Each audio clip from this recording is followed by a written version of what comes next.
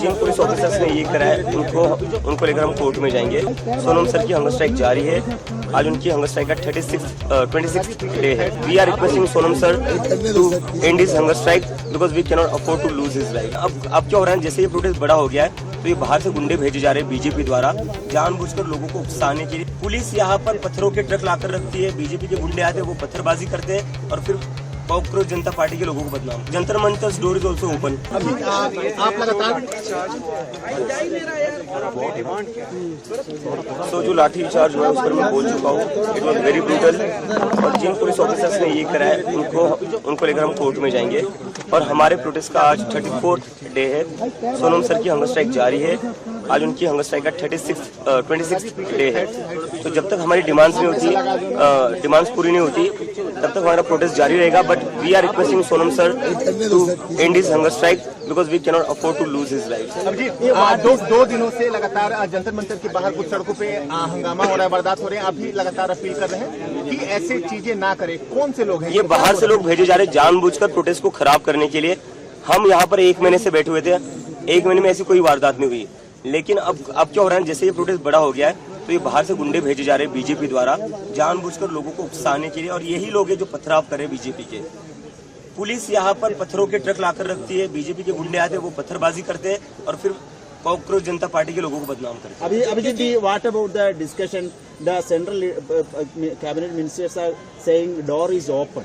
Our door, Jantar Mantar door is also open. Sonam ji से बात हुई एंड बहुत बार बात हुई, आज दिन में उनके पूरे टीम से भी बात हुई।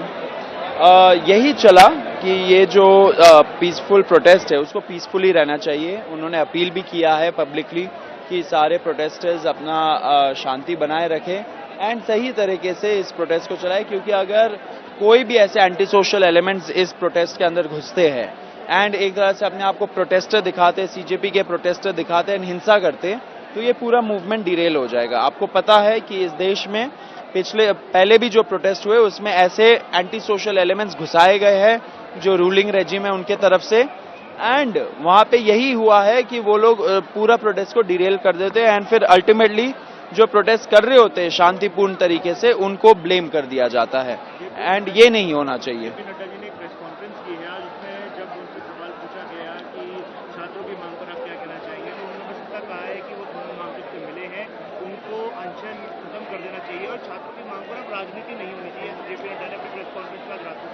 शर्म आनी चाहिए जेपी नड्डा को। यहाँ पे लोग 30 दिन से ज्यादा यहाँ पे बैठे हुए, सर फोड़ा गया इतने छात्राओं का, एंड वो अब बोल रहे हैं कि राजनीति नहीं होनी चाहिए। राजनीति तो वो कर रहे हैं ना, एंड हम तो उनको बोल रहे हैं राजनीति करिए। राजनीति में क्या होता है कि आप लोगों के लिए काम करते हो, लोगों का बात सुनते हो, लोगों की बात नहीं सुनी जा रही है। ये सबसे बड़ा प्रॉब्लम है।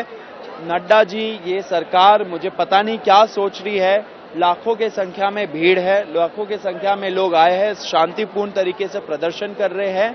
सरकार को समझना चाहिए कि कितना अनहैप्पीनेस है उनके सरकार के खिलाफ।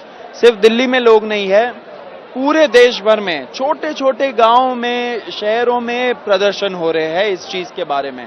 तो एंड जब से लाठीचार्ज किया है, जब से सर फोड़े हैं पुलिस ने, पुलिस के खिलाफ भी बहुत एंटी सेंटिमेंट बन चुका है। सरकार को समझना चाहिए।